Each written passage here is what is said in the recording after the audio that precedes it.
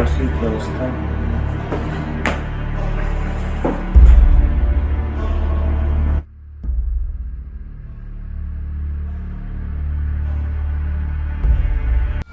এগুলো সব certificate apply দিয়ে দিয়েছিলাম, মানে এটা পুরো ঠিক করে দিয়েছি, সার্টিফিকেটগুলো ছেঁড়া উচিত হয়নি তো।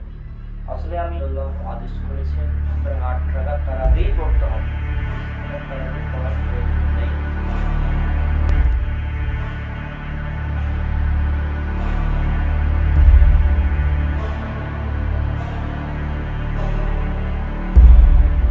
এটা নিয়ে মারামারি করার কিচ্ছু নেই।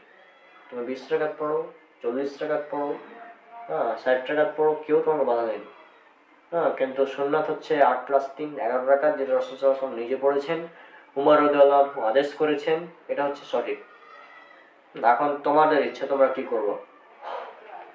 তো আসলে কি বলবো বলো তো, মানে তোমরা এখানে ঝগড়া করছো আর ওদিক থেকে আমাকে রাবিত ফোন দিয়েছিল। হ্যাঁ, তো তোমরা দুজন ঝগড়া করছিলে, তখন রাবিতকে আমি মানে রাবিত কল দিল, তারপর আমি এলাম। তো এইগুলো ঝগড়া করা উচিত না। আশা করছি তার বিষয়টা ক্লিয়ার। রাবিত, এদিকে আসো।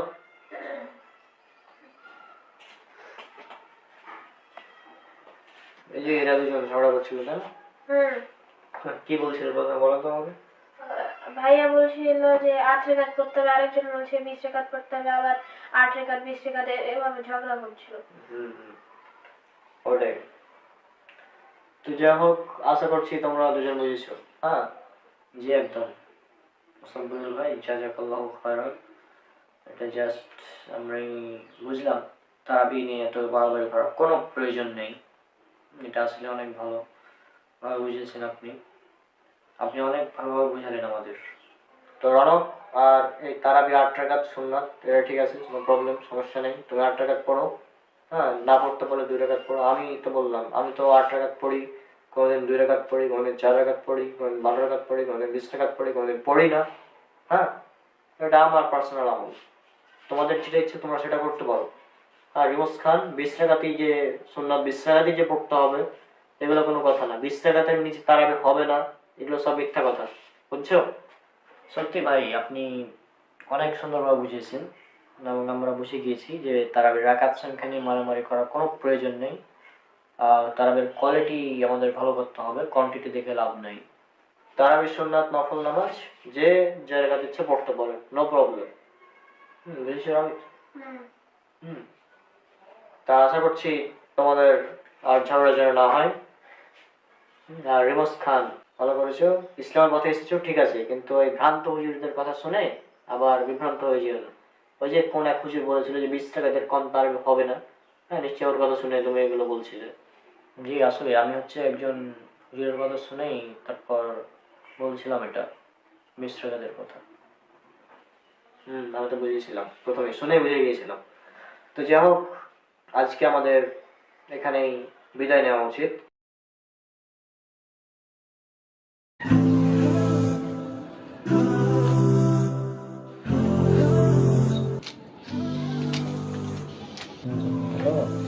রাবিট কোথায়? লেখা আছে।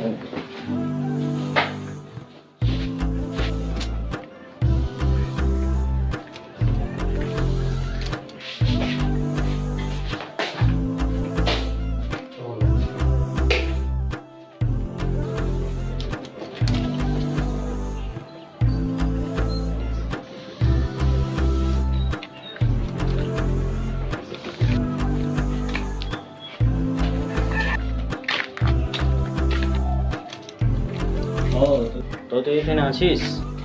হ্যাঁ। আমি তোকে খুঁজছি তখন থেকে। কেন গেছিস কটা বাজছে? নামাজের সময় হয়ে গেছি, চল নামাজে যেতে হবে। ও ঠিক আছে। আয়। দাঁড়া দাঁড়া দাঁড়া দাঁড়া। তোর এই যে পা, তোর পা এটা নিচে কেন? টাকনুর নিচে তো সমস্যা কি? দেখতে তো ভালোই লাগছে। ভালো লাগছে দেখতে না? তুই জানিস না টাকনু নিচে কাপড় পরিধান করা হারাম? আরাম? হ্যাঁ, রাসূল সাল্লাল্লাহু আলাইহি ওয়াসাল্লাম বলেছেন, এটা উল্লেখ করা আছে সহিহ বুখারী হাদিস নাম্বার 5787, যে যদি কোনো ব্যক্তি তার পায়ের গোড়ালি অর্থাৎ এভাবে দুই যেভাবে গোড়া আছে নিচে রাখে টাকনোর, তাহলে তার সে অংশ জাহান্নামে যাবে।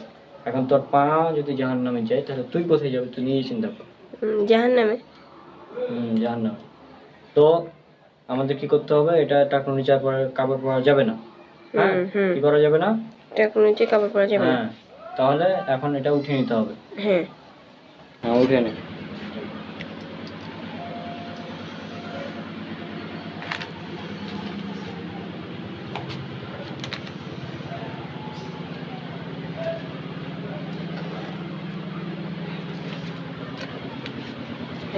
চলো। আচ্ছা চল। হ্যাঁ, আরেকটা কথা, উঠাচ্ছি সেটা ভালো করে। হ্যাঁ, কিন্তু এভাবে উঠিয়ে পড়াও কিন্তু ঠিক না, বুঝলি? এটাকে তোর হচ্ছে এতে নিয়ে যেতে হবে, মানে কেটে ফেলতে হবে ওই অংশটা। এটাই উত্তম। ঠিক আছে, কি করতে হবে? কেটে নিতে। হ্যাঁ, কেটে নেওয়াটা হচ্ছে উত্তম। ঠিক আছে, তাহলে আজকে তুই এই বিষয়ে আমার সাথে কথা বলবি যে এটা কেটে ফেলতে হবে। এখন যদি পা টাকনো যে লাভটা কি? কোনো লাভ আছে কি? কোনো লাভ তো নেই, তাই না? কোনো ক্ষতি করার দরকার আছে কি কারো? না না। আচ্ছা, এখন যাই হোক, নামাজের সময় হয়ে যাচ্ছে, চল নামাজ পড়ে আসার পর তখন বাকি কথা বলবো। আচ্ছা ঠিক আছে, চলো।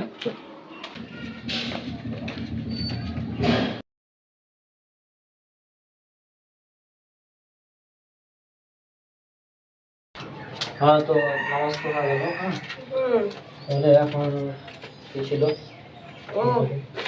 কি বলছিলি যে? তো আমি বলছিলাম যে তুমি একদিন নাকি বলছিলে যে স্বপ্নতে নাকি দেখেছিলে আর কিছু। হ্যাঁ, স্বপ্নতে আমি একদিন দেখেছিলাম যে আমি হচ্ছে যে ঘুমাতে গেলাম, তারপরে যেটা হলো আর কি।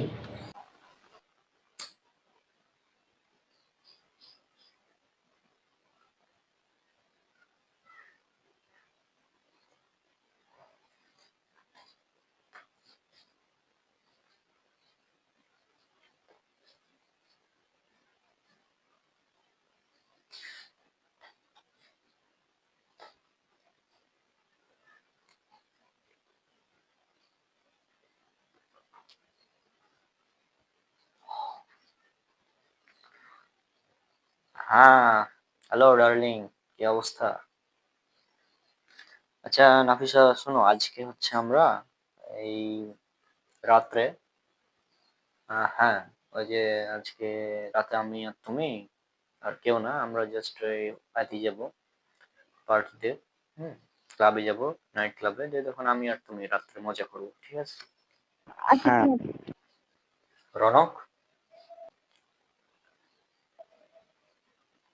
রনক, আচ্ছা এক সেকেন্ড। মানে তুমি এগুলো কি করছো? তুমি কি জানো তুমি যদি এখন আজকে মারা যাও তাহলে তোমার কি অবস্থা হবে? তুমি কি তোমার শেষ আমল সম্পর্কে সতর্ক না?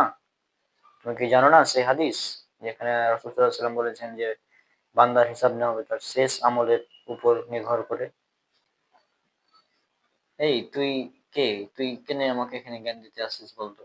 হ্যাঁ, তুই যা, তুই নামাজ টামাজ পড় আর কোরআন শরীফে এইগুলো নিয়ে পড়ে থাক, যা, আমাকে জ্ঞান দিতে আসবি না, বুঝলি? হ্যাঁ, ফালতু ছেলে।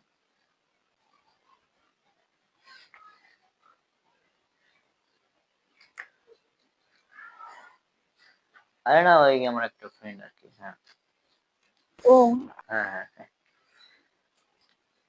হ্যাঁ, আচ্ছা। না না, আমি সিগারেট কেন খাবো? এইগুলো তো, না না, আমি খাইনি। হ্যাঁ হ্যাঁ। আচ্ছা জান, শোনো তাহলে আজকে আমি আর তুমি রাত্রে, হ্যাঁ রাত্রে অনেক মজা হবে, ঠিক আছে? তাহলে তুমি রেডি হয়ে ওই সন্ধ্যার পরে চলে আসো, আমি তোমাকে ওই যে রাস্তায় ওখান থেকে নিয়ে যাবো। হ্যাঁ, মানে তুমি রেডি হয়ে তোমার বাড়ির বাইরে এসে দাঁড়াবা, আমি তখন তোমাকে নিয়ে যাবো, ঠিক আছে? আর আজকে একটু প্রস্তুতি নিয়ে আসবা, কারণ রাত্রে তো বুঝতেই পারছো। হুম, রাত্রে মজা হবে। হ্যাঁ, লাভ ইউ। আহ আচ্ছা, আমি একটু তোমাকে পরে ফোন করছি, আরেকজন কি যেন ডিস্টার্ব করছে। আচ্ছা, এই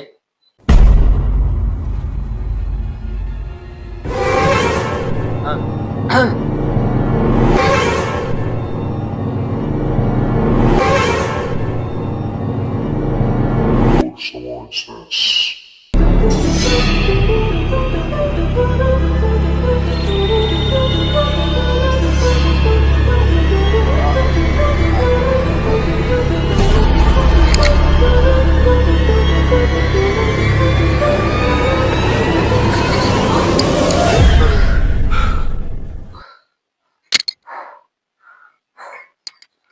ও, আমি বেঁচে আছি, তাহলে এটা একটা স্বপ্ন ছিল। আলহামদুলিল্লাহ।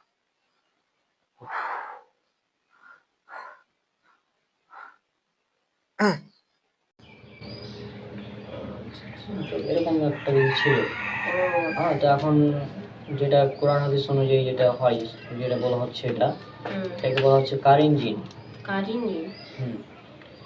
আর এই কার ইঞ্জিন সবার কাছেই আছে। সবাই মানে এক দুটো অনেকগুলো আছে, কেউ ভালো কাজের আদেশ দেয়, কেউ খারাপ কাজের আদেশ দেয়। হ্যাঁ, আর ওখানে আশা করছি বুঝেছো কার ইঞ্জিনের ব্যাপারটা। কার ইঞ্জিন কিন্তু সবার কাছেই আছে, কেউ ভালো কাজের আদেশ দেয়, কেউ অন্য কাজের আদেশ দেয়। তো যা হোক, আর কিছু জানার ছিল তোমার?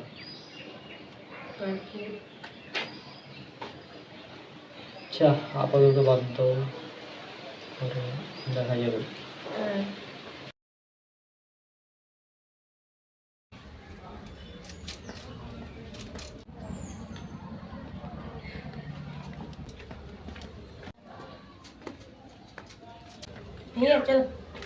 কোথায়? পূজা দেখতে। আমার বন্ধু প্রবাস ডেকেছে আমাকে পূজা দেখতে। পূজা দেখতে দেখেছি? তুই পাগল হয়ে গেছিস নাকি? কেন, কি সমস্যা? আমি তো পূজা করব না, আমি জাস্ট দেখবো যে আরে কি করছে। পূজা যেখানে ভয়ঙ্করতম পাপ শিরক করা হচ্ছে, তুই যাবি ওখানে না?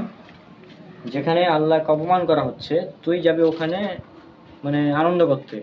তোর বন্ধু দেখে সেটাই।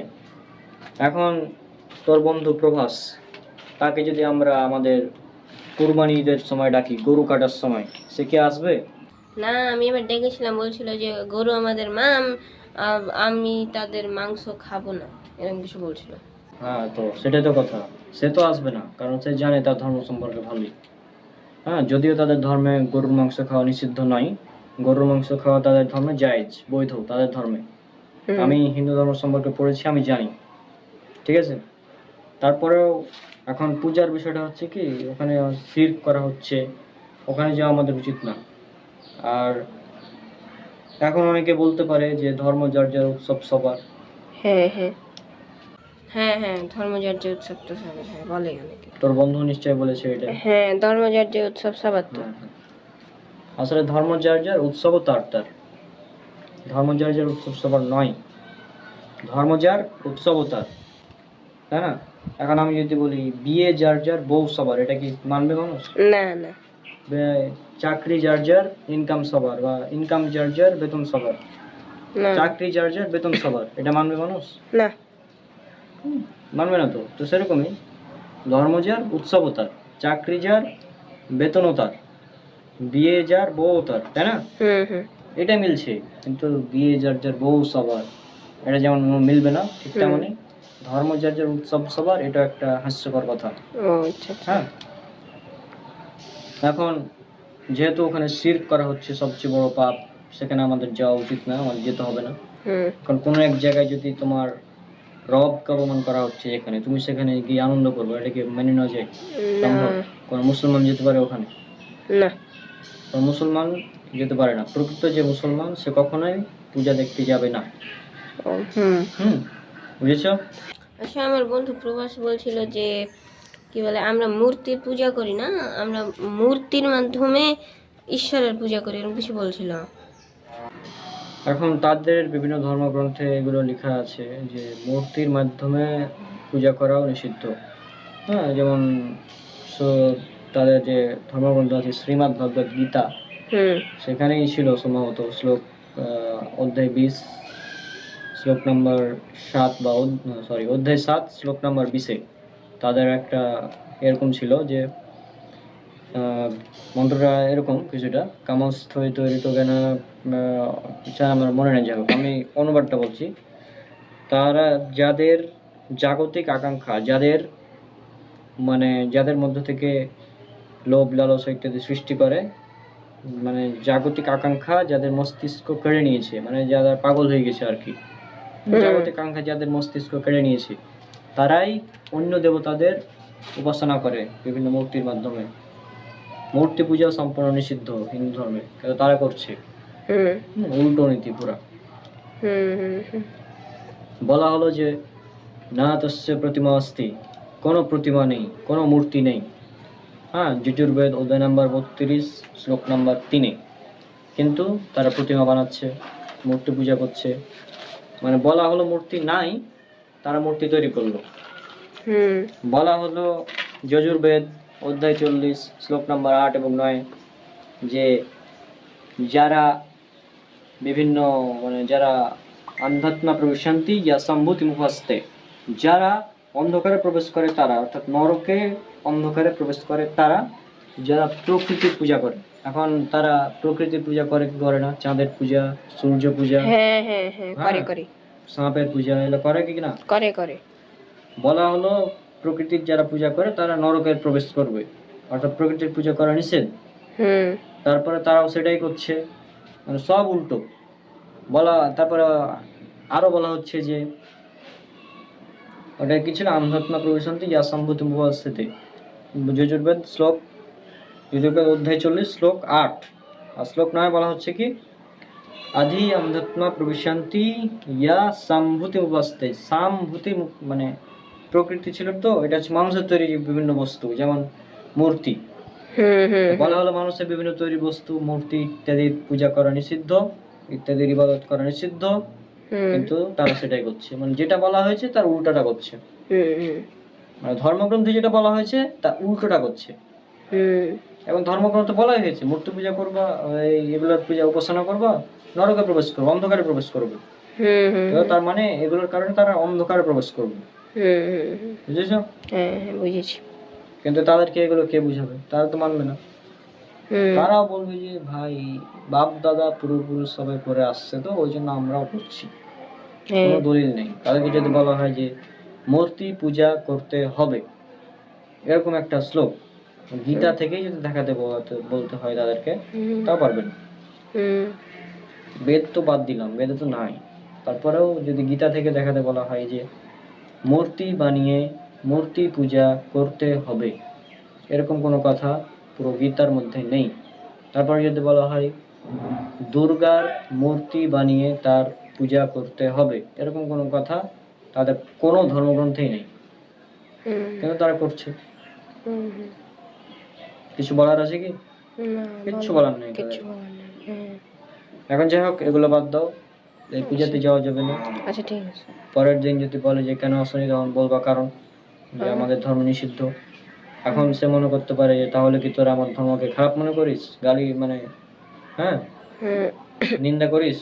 তো আমাদের ইসলামে অন্য ধর্মের নিন্দা করা সম্পূর্ণ নিষিদ্ধ। অন্যদের দেবদেবী যারা আছে তাদেরকে গালি দেওয়া নিষিদ্ধ। এটা ডাইরেক্ট কোরআনের আয়াত। ও আচ্ছা। সূরা আনাম অথবা সূরা আরাফ, দুটার মধ্যে একটা হবে, আমার ঠিক মনে নাই এই মুহূর্তে। যে যারা অন্য দেবতাদের উপাসনা করে তাদের দেবদেবীদেরকে গালি দিও না, অন্যথায় তারা অজ্ঞতাবশত গালি দিবে আল্লাহ সুবহানাহু ওয়া তাআলাকে। এটা কোরআনের আয়াত। আচ্ছা আচ্ছা আচ্ছা, হ্যাঁ। সুতরাং আমাদেরকে তাদের দেবদেবীদের গালি দেওয়া যাবে না, ঠিক আছে? তারা তাদের ধর্ম পালন করছে, আমরা আমাদের ধর্ম পালন করব। কোরআন মাজিদেই বলা হয়েছে লাকুম দীনুকুম ওয়ালিয়া দিন, সূরা কাফিরুন সূরা নাম্বার 109 আয়াত নাম্বার 6। অর্থাৎ তোমাদের ধর্ম তোমাদের, আমাদের ধর্ম আমাদের। তারা তাদের ধর্ম পালন করবে, আমরা আমাদের ধর্ম পালন করব। এর মধ্যে কোনো কিছু মানে এই করার প্রয়োজন নেই। হ্যাঁ, ঠিক আছে। আশা করছি বুঝেছো। হ্যাঁ, বুঝেছি। ঠিক আছে, তো হ্যাঁ ঠিক আছে, বুঝেছি। আমি তাহলে ওকে বলে দেবো যে এই কারণে আসতে পারিনি। ঠিক আছে।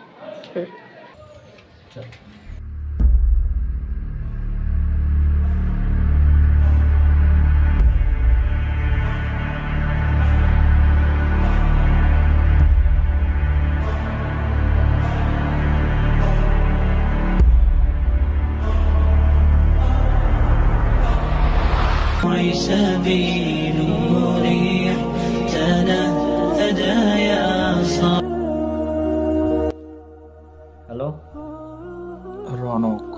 তুমি জানো সত্যিকারের মুসলিম হতে হলে জিহাদে অংশ নিতে হয়।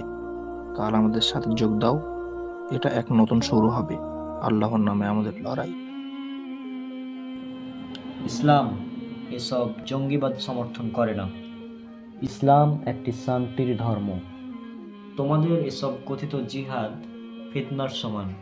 আর হার দিনের মতো বক্তারা ইসলামকে ভুলভাবে উপস্থাপন করছে।